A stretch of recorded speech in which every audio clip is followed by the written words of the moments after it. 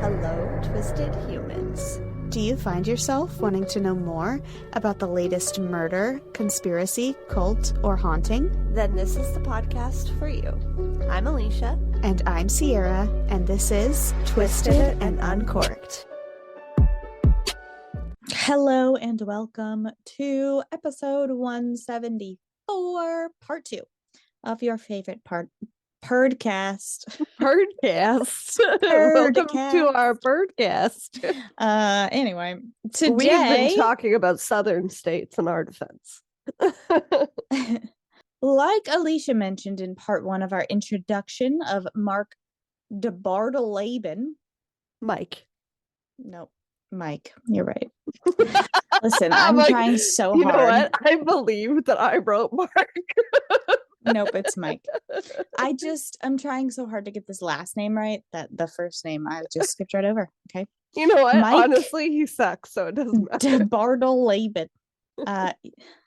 He became known as the Mall Passer for his counterfeiting schemes and was put on the radar of the Secret Service before anyone would ever discover how much of a monster he really was.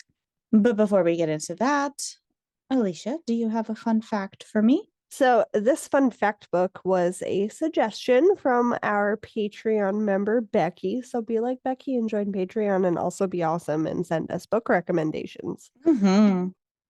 All of that to say, my fun fact comes from that book, which is called 853 Hard to Believe Facts. And boy, are they. This picture caught my eye. There's only a couple of photos, otherwise it's just listed fun facts. But newborn bear cubs weigh on average 0.7 pounds. Oh my goodness. Their weight increases by a factor of 200 in the course of their first year. So they get pretty big pretty fast. But that was just wild to me. 0.7? They're like a human little gummy babies. bear. Yeah, because human babies are like on average between 6 to 8 pounds, like somewhere in that range. It's nuts to me. They're like a baby toe when they're born. They're little gummy bears. They're literally gummy bears, and I did not know that about bears, so I thought that was interesting. That is crazy. I didn't know that either. Bears are aligned with nature, aligned with probably your fun fact. I love bears. Okay. My nickname was Bear. Mama Bear. Yeah, it's perfect. My fun fact is nature-esque. It is a Native American fun fact for Native American Heritage Month. Hello, welcome to November. So the third longest. I cannot believe this is the third longest. Okay, but the third longest single word place name in the world and the longest in the United States is a lake that that now is referred to as Webster Lake. Okay, but the actual name of this lake is, bear with me. Is it a Native American name? It is. It is Lake Chargagaga Manchuagaga Chabenag and Amagog. It has more G's in it, 15, than the average feet of depth it is, 13. Okay, it is spelled. That is its own fun fact. CHARGOGGAGOGGAGUGGAGUNAGUNGAMAUGG. That's how you spell it. And it means. I was just about Native to ask. American, please tell me there's a meaning to it. It means you fish on your side of the lake. I fish on my side of the lake. No one fishes in the middle. That's what it means. It's great. Not only is the name no respect no disrespect to Native Americans, but like a tongue twister. Yes. But that's funny as shit. Like, It yeah, you is. stay on your side, I'll stay on mine. Okay. Yeah. That's so funny. In the middle is off limits. Okay. Yeah. They have to We choose never which have to side touch they're each gonna other. come to. Yeah. Oh, that's so great. It's so great. And bears eat fish. There you go. See? Can bears fish in the middle of the lake? Is that allowed? Ooh, I don't know. I think they have their own side. I think they have their own fucking river somewhere in the wilderness. That's so funny. I love that fun fact. Sorry, where did you say that lake is located again? Michigan? Listen, it said the New England area. Oh, I So was so somewhere off. not really, somewhere in the northeast of America.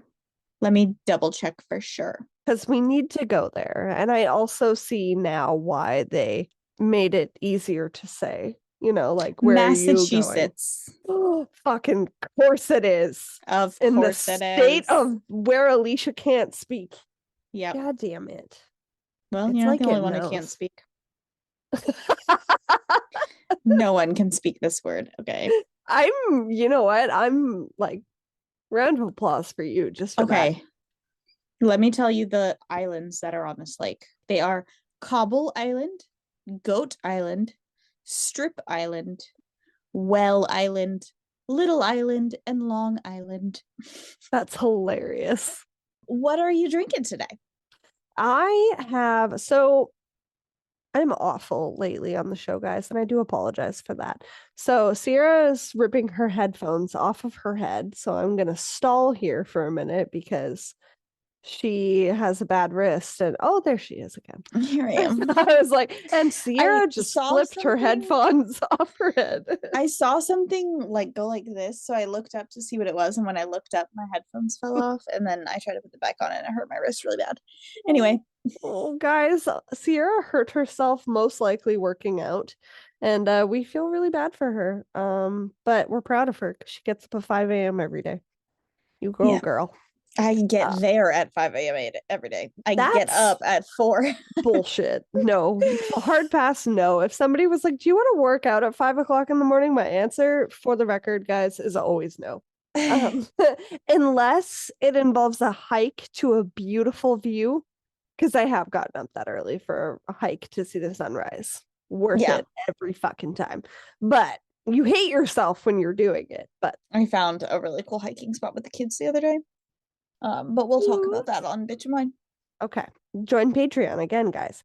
My sangria today, even though the week that this comes out is the first week of November, it is actually the week before Halloween when we're recording this. So we are not in costume, which already feels weird for it being October 24th. And I know we say the same thing every year, but my soul is still very much in spooky season, as it will be until mid-November and I switch over to Christmas.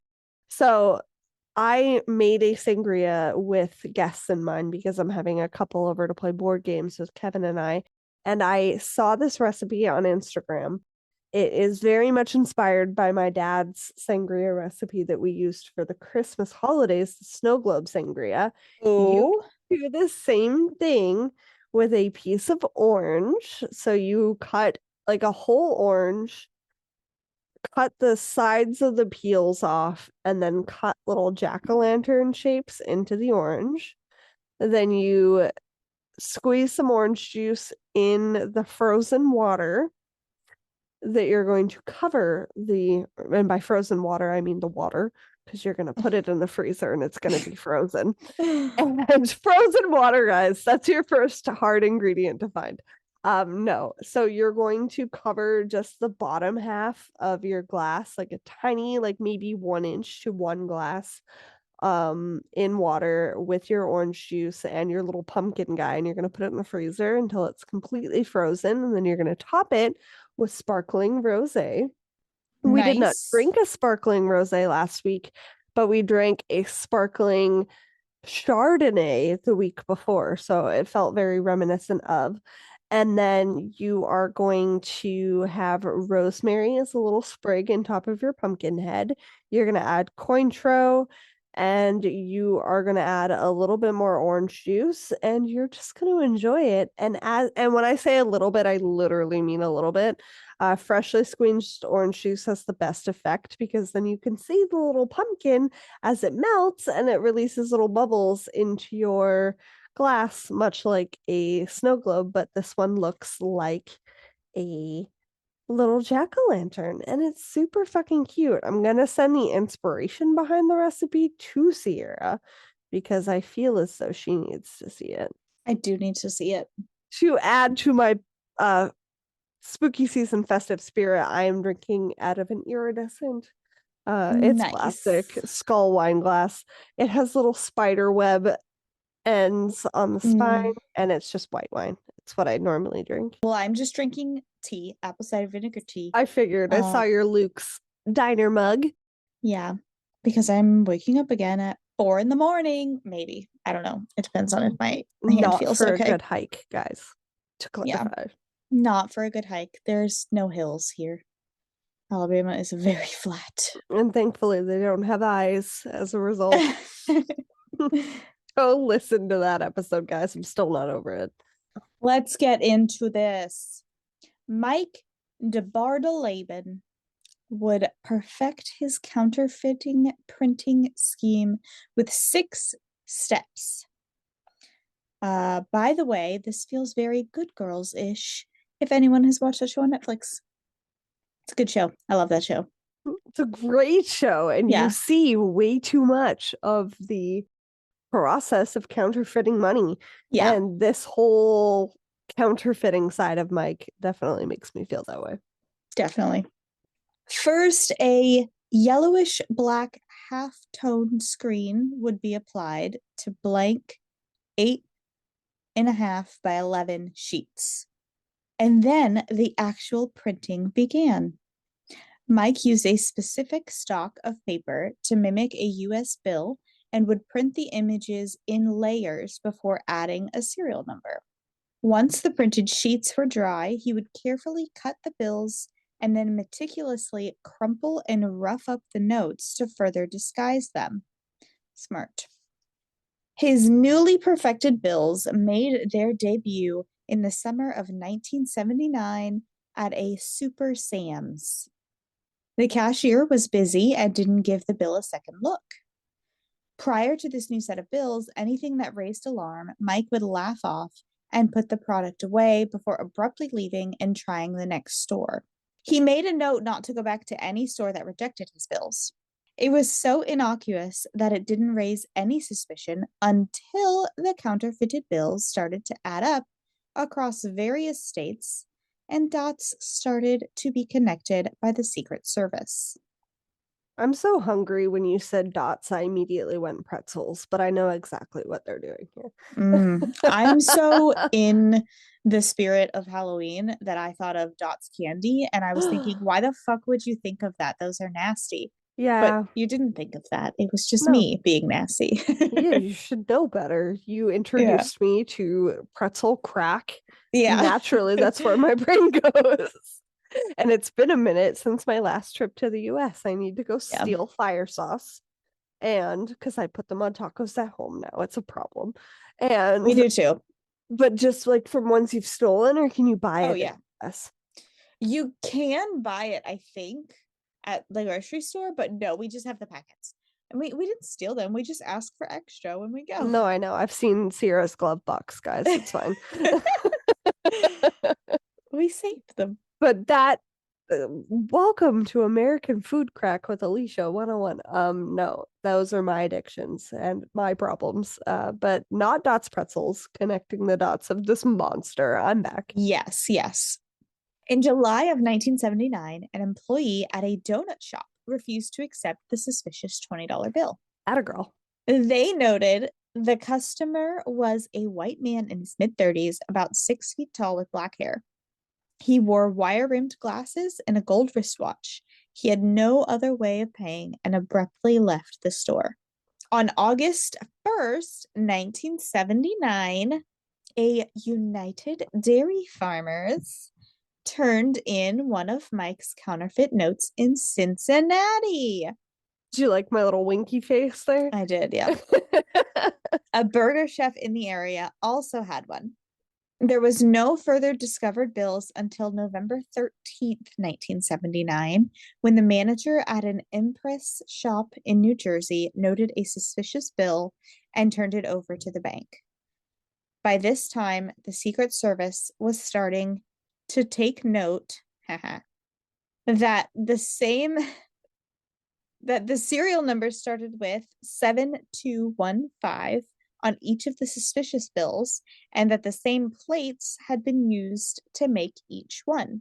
They compared this to other counterfeit bills ending in 7404 and 7373 and found that those were the same plates as well. How could one person be crossing into multiple states with this much counterfeit cash? It was unclear at this point in their investigation if this was one person, multiples, or a whole organization. Except for the single bills and the description from the donut shop employees, the Secret Service really had nothing to go on. They started interviewing other shops in the same mall, and other employees noted the same middle-aged man coming into the store and making a small purchase, but nothing out of the ordinary about him. Mike started off cautiously. By 1980, he had hit his stride, passing through Durham, North Carolina, 3 cities in Virginia, and into Columbus, Ohio. By the summer of 1980, Mike had traveled into the southern states for his shopping, hitting up Birmingham, Alabama, and Atlanta, Georgia. He took a month off and then drove through Louisiana, Arkansas, Oklahoma, and Kansas. By the end of 1980, 1,500 counterfeit notes had been turned in, detected to have used the same printing plates, and in over 38 states. That's nuts to me.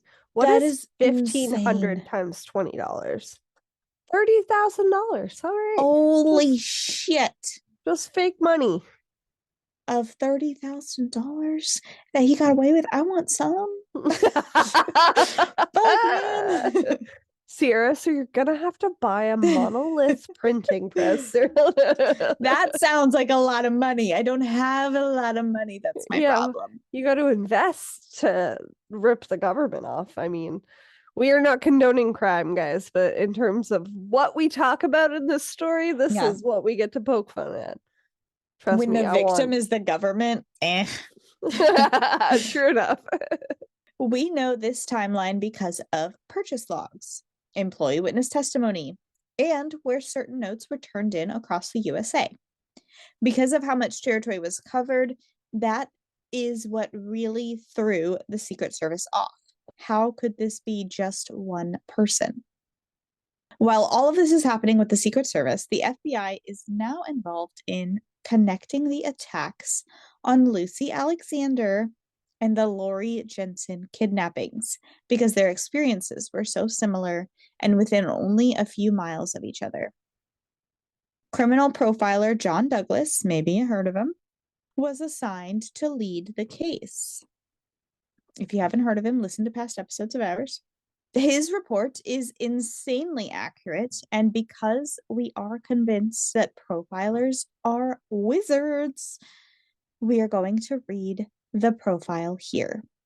John Douglas says, generally, subjects involved in criminal offenses such as this were raised by a domineering, overbearing mother and father who was passive, indifferent when expressing his feelings to his son and other family members. And by puberty, he was already involved in criminal offenses. His arrest record will reflect offenses, including voyeuristic activities, burglary, and assault. And while he was attending elementary schools and secondary schools, he had a problem in the classroom. In all, was probably expelled on one occasion or another. Mike never finished high school. The subject also had a problem in his life adjusting to females and heterosexual relationships in general. He is probably classified as a sexual experimenter which we know in my half of the story that he had sexually assaulted one of his wife's younger male cousins. He believes his assaults upon his victims are desired by them, and much of his warped thinking comes from pornographic literature, which he is obsessed with reading and buying. The offender is also likely married or recently divorced or both. Maybe 4 marriages is where we need to be. And interviews of former spouses generally will reflect a stressful marriage, with sexual experimentation and degradation of his wife, which we have seen. Douglas also noted that his offender might cruise for victims nightly and that he was intelligent enough not to undo chances. All of this from 2 victims. Yeah, and that's all super relevant at this point. They're wizards. In my mind, profilers are literally psychic, and the only thing they can't see is the name of the person. They're like, I'll give you everything I can see. I just can't see his name. All right. Like, I can see all of this in my mind's eye. Just can't see him. Somebody Like, needs they to write know. a book about criminal profilers. Just like, yeah, they're wizards. A fictional one, though. Yeah. Maybe like add a fantasy element just for shits and giggles. Okay. But all right. This is, since I found the book that I was looking for with the paranormal romance, this is my next I need. Everyone, please recommend to me books about profilers who are psychics. Okay. I need to know of a psychic who is working with the police as a profiler or something similar. Psych. I need the TV show Psych in a book form, please. Thanks. Separate problem, but also related. Reverse. They don't know he's psychic. He's pretending not to be, but he is. Yeah, or she. We seriously fucking need that. If not, Sierra will write it. I'll have to write it. I'll just watch Psych again for like the 18th time. And make a character based on that. But yeah, definitely. It's truly unreal that we see these things in criminal investigations and they turn out to be right. This is coming in with a hindsight is 2020 approach because it's early on in the book and early on in our story that most of these dots are being connected, but it's just nuts. It is. So they had this guy almost down to a T. Now they just needed to figure out who it was. Thankfully, during this time, the Secret Service was having local police in Columbus, Ohio, do a composite sketch for the mall passer sightings. Which, again, worst nickname ever. Yeah. On November 1st, 1980, 25-year-old Diane Overton was leaving her parents' house in Knoxville, Maryland, to go to a California inn in Laurel for a concert with some friends. At the last minute, her friends bailed, but she still wanted to go anyway. She had a big crush on the drummer of the band playing, and the bar wasn't that far. It was an hour and a half drive. I would drive an hour and a half for Nick Jonas, hands down. Probably have, for sure. Definitely have. The first Jonas Brothers concert I went to was in Columbus, and I lived in Cincinnati. So there you go. Granted, I didn't drive. I was in the car with a mom, but whatever. Still counts. It counts. That's a good mom right there. Yeah. My friend's mom, she brought 3 of us, my friend and 2 of her friends, me and the other friend, to go see Jonas Brothers. I would love. She's awesome. If that mom is listening, I would love to take you out for a glass of wine. I love you. I know we haven't talked in years, but you're the best. Fucking best. Diane arrived around 9:30 p.m. and the bar was crowded in anticipation of the show. She ordered a tequila and orange juice. She was approached by a dark-haired man a couple of times, but she was there to just enjoy herself and brushed him off, focusing on the band. She left at about 1:30 a.m., but was a little turned around trying to find her way back and pulled into a 7-Eleven for directions. At about 4 a.m., and finally back on track toward home, Diane noticed a flashing red light on a blue sedan in her rearview mirror and pulled over. You got lost for like an hour. That sucks. Yeah. It was the same man that had approached her at the bar. Maybe he had seen her drinking and followed her. He flashed his silver police badge. Diane was on a remote road with very little lights and told him that she was going to pull into the next town where there was proper lighting because something wasn't sitting right with her. Very, very smart girl. She stopped in front of a Miller's General store in the nearest town, and the quote-unquote cop pulled in behind her. He requested her license and registration, which she handed over. He walked over to his car for about 5 minutes, came back, and told her to get out of the car. She protested initially, as he had not yet said what she was being pulled over for, but then it dawned on her that he was probably going to conduct a sobriety test, and she got out. Within seconds of her stepping out of the car, he had her hands behind her back and handcuffs slapped on. Diane screamed and demanded to know what she was being arrested for, in which the cop replied that she had been driving a stolen vehicle.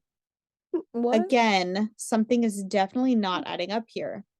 He led her towards his vehicle, in which she resisted and screamed that he had the wrong person. He tried to cover her mouth and she bit his hand. The quote-unquote cop threw Diane into the car and got into the driver's side. Every time he tried to reach for the ignition, she would kick his hand away. When he did finally get it started, she kicked the gear shift, stalling the vehicle. That girl. In her words, quote, "I took my arms.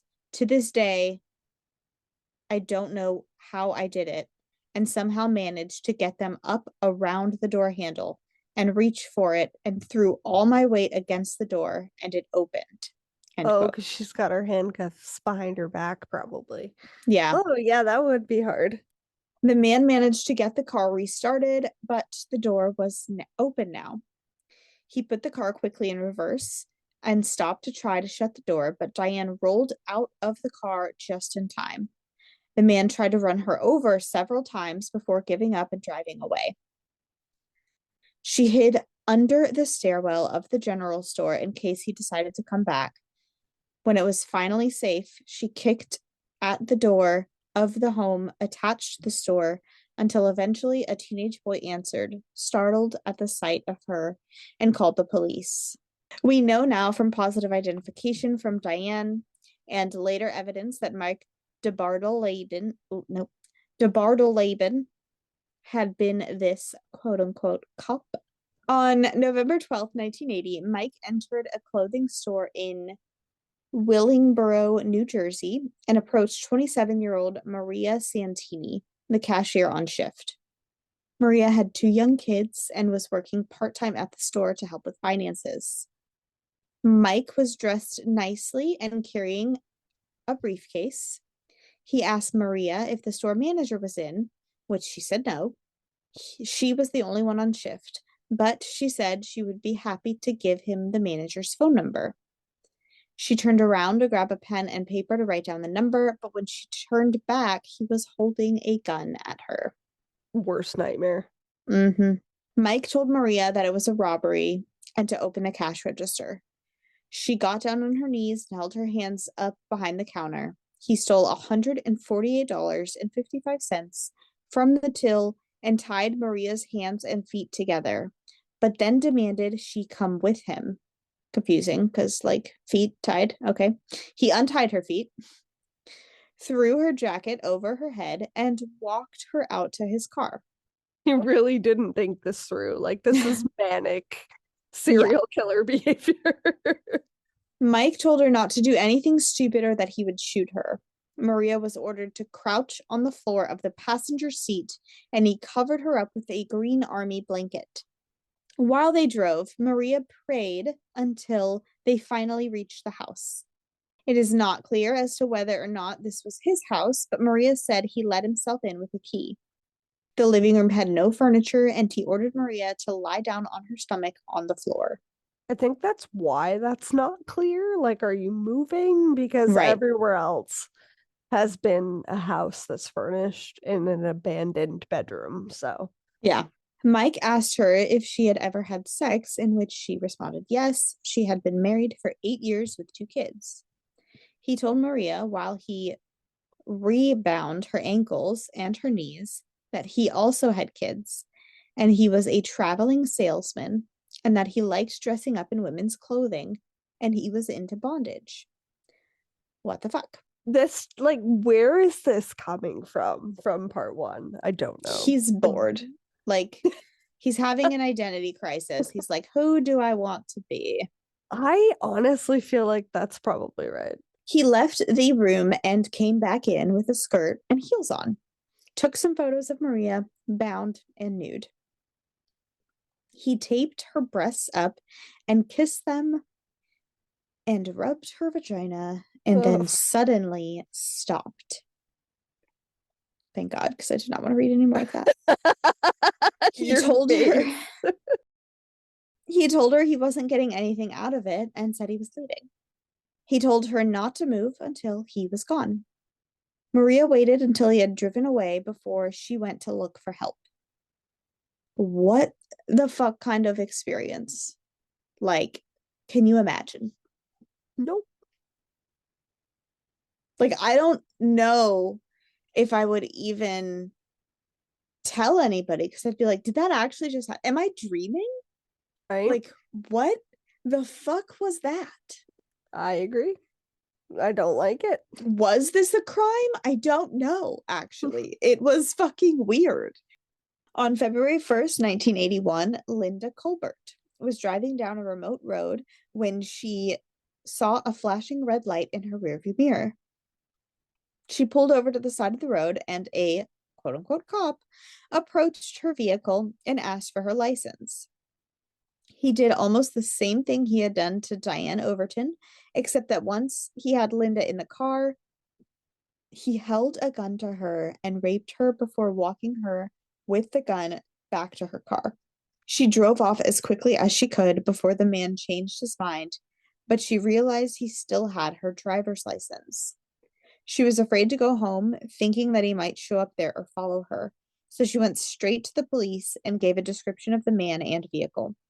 A description was sent to several local law offices, noting that the man was impersonating a police officer and attacking women. So he had taken her license. He also did the same thing to Lori Jensen in part one, and he did this to several women.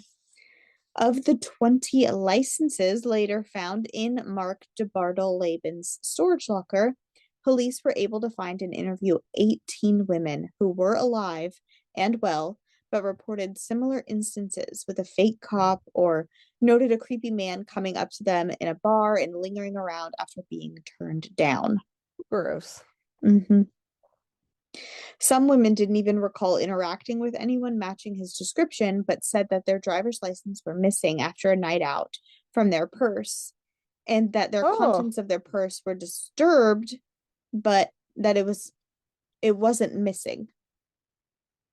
The only thing missing was the license. That's gross. Yeah. Women know their purses are messy, but if they reach their hand in, they know where everything is. Oh, yeah. I can reach into my purse while I'm driving and take out anything. Like, if it's in my passenger seat and my kid's like, I need chopstick, I'm like, okay, I'm driving, but this is where it is. I know exactly where it is in my purse. Okay. I know. A fact only women will understand. It's unclear if he went on to stalk these women or if it was just some kind of sick trophy for him.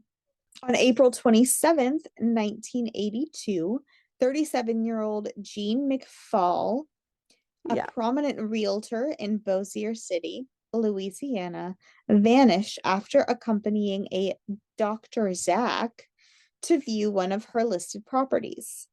She would later be found hanging from a rafter in the attic of the home the next morning. No. Forensics determined that she had not been raped, but she had been stabbed twice in the chest and then strangled. Stabbed twice, strangled, and then hanging. Is this like, what's that one movie with that guy who has like 9 different personalities and he talks to them? That's what it feels like. It really does. Ugh. He's a serial killer with 9 different personalities. Yeah, he just doesn't know what he wants to do yet. He's like, let me The just figure fuck? this out. Oh, let me target girls by being a cop, but then also let me target real estate agents, but then also let me break into people's houses, but then also let me just take them from the side of the road. Yeah. Let some of them live, kill some of them in 8 different ways. Yeah. Like, one of those things.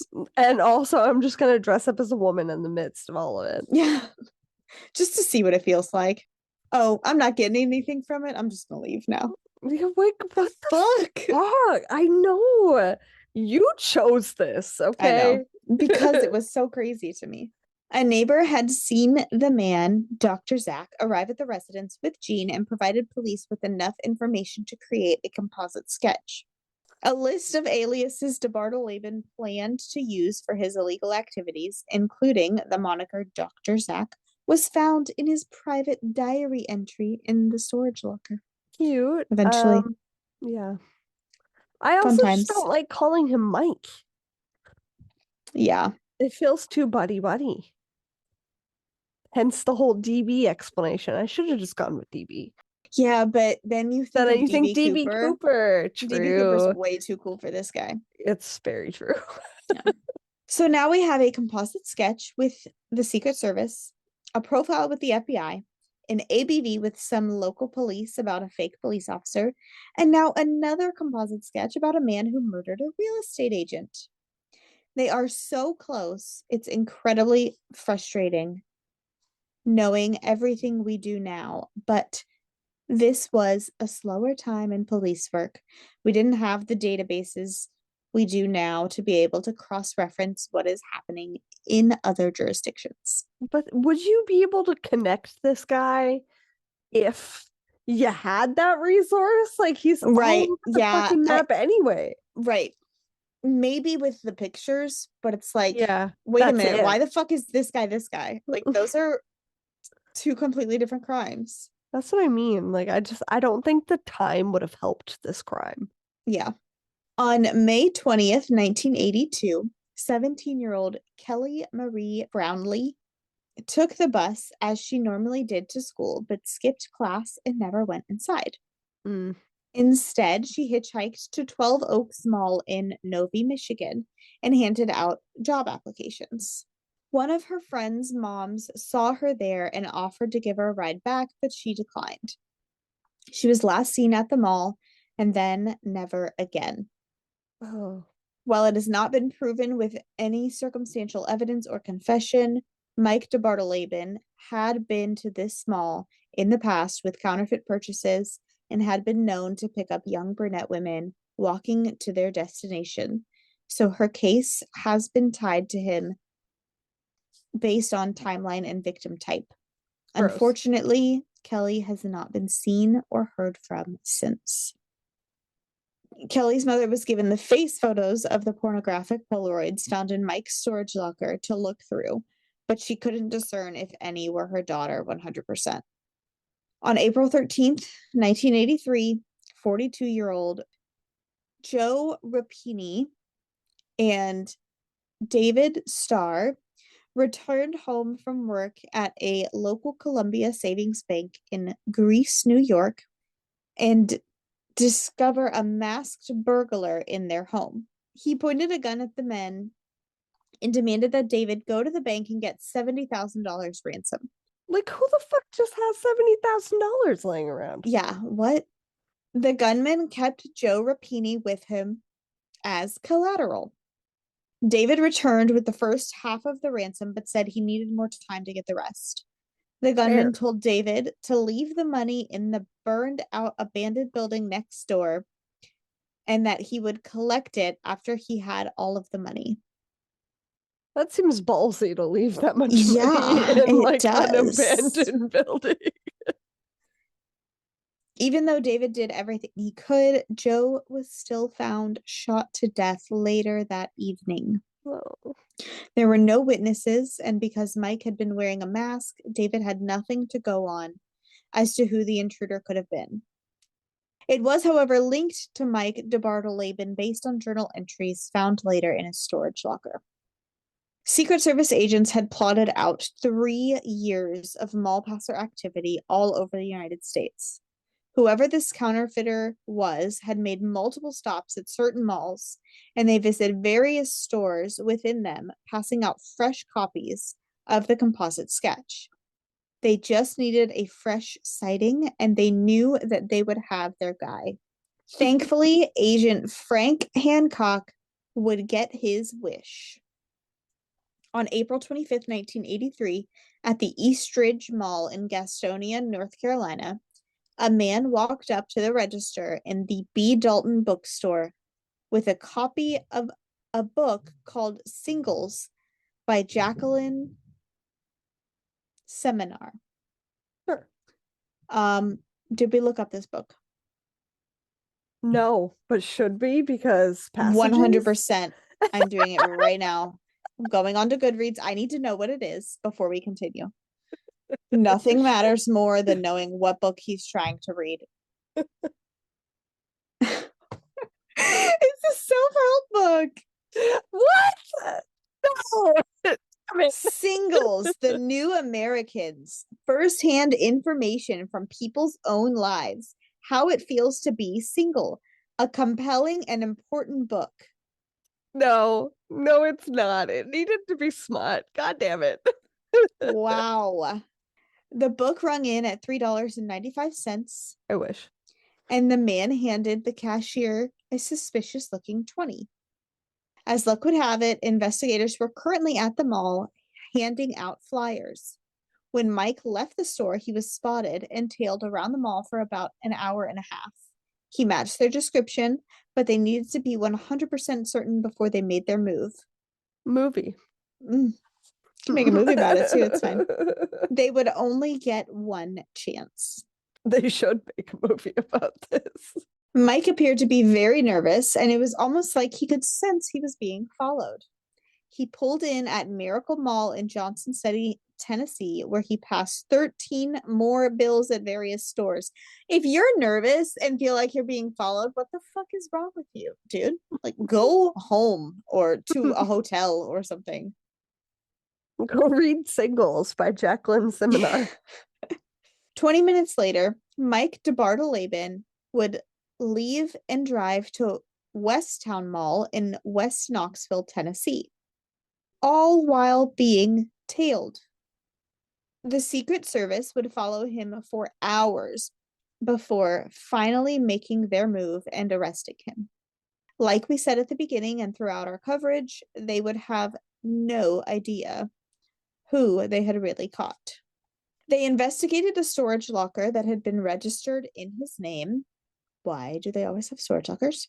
And discovered his printing press, printing plates, a bag containing empty ammunition, handcuffs, twine, a ski mask, a camera, a bag filled with written notes, drugs of pretty much every kind, printed money at various stages of completion, about $52,000 in ready counterfeit bills, bags that law enforcement would describe as death kits, a wad of clay with key imprints, that's worse. various fake IDs, 20 driver's licenses of different women that we talked about earlier, and thousands of Polaroid pictures of women in various sexual positions. Almost threw up there. Just kidding. I hiccuped, but still. She's upset. Bondage, etc. They also found voice recorded tapes with horrifying voice memos just to himself, as well as tapes of him torturing and raping women, which is fucking insane. How all of these things, like, you know how sometimes when you're watching a movie, you're like, they did too much. It's too obviously fake. Yeah. This is even more than that, and it's real. Like, what the fuck? This guy is like a fictional character that someone tried too hard on. I don't get it. The book that we read for our research has a few examples of the tapes. One of them says, "This tape is regarding my goals. Number 1, on my list of goals is to establish a new identity, complete with background school records, employment records, a driver's license, and a social security card, passport, checking account, savings account, rent an apartment, buy a car, have a job or a job front, all under a new identity. This identity would not be able to have me traced under any circumstances. It may have to be set up in a different location, a different city. Second on my list of goals is to buy a house, preferably a house with some land. Build my own house according to my own custom specific needs. Number 1 would be a garage. Number 2, a 2-car garage. To immediately enclose a car with no windows so that no one can tell if there's a car there or not. Also, a basement area or a work area, which is hidden and unable to be detected. Naturally, of course, I would need secret hidden compartments for stash areas of various things, as well as a secret fun area, which would include a cage, and I would have a female locked up. What the fuck?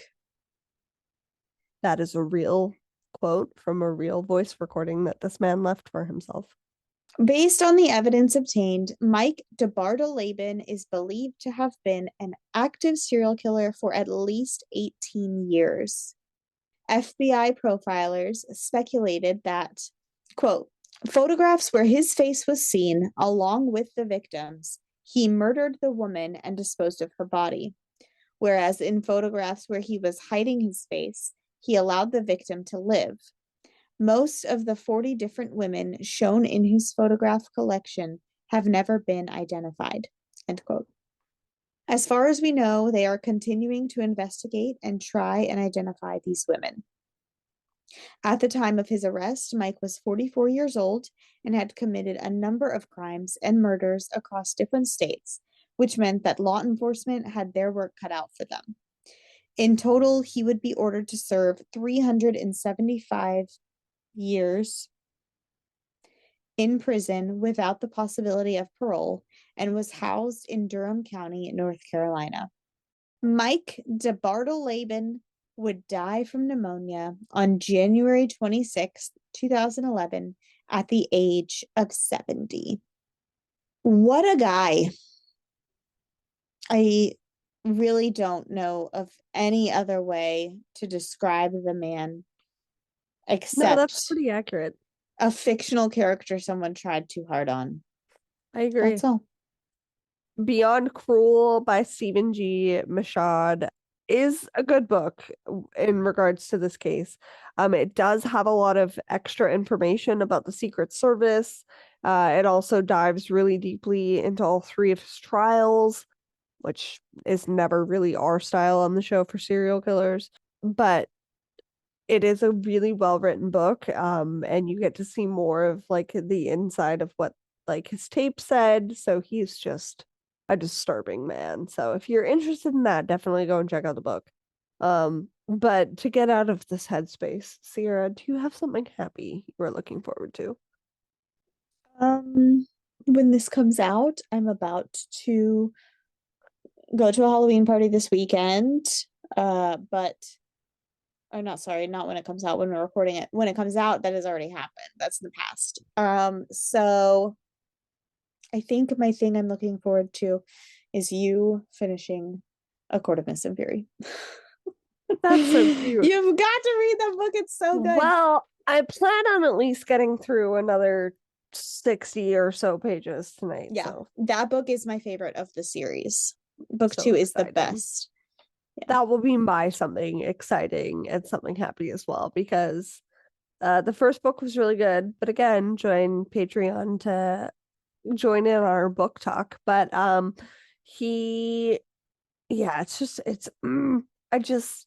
honestly really loved this book, but it got in the way of me reading this series. So, Yeah. Now that it's over, I get to focus on that for a little bit. So that's exciting. It is. And this has been a good Wednesday catch up with my bestie also. So we are going to roll on out of here and restart next week with my murderless episode. And in the meantime, Keep it twisted. Twisted and Uncorked is a proud member of Weirding Way Media. Hosted and produced by Sierra Zorn and Alicia Watson. If you like the show, don't forget to leave a 5-star rating and review wherever you are listening now. It really is the best way to spread the word. You can check out all things Twisted on our website, twistedanduncorked.com, and we will see you next Tuesday for a brand new episode.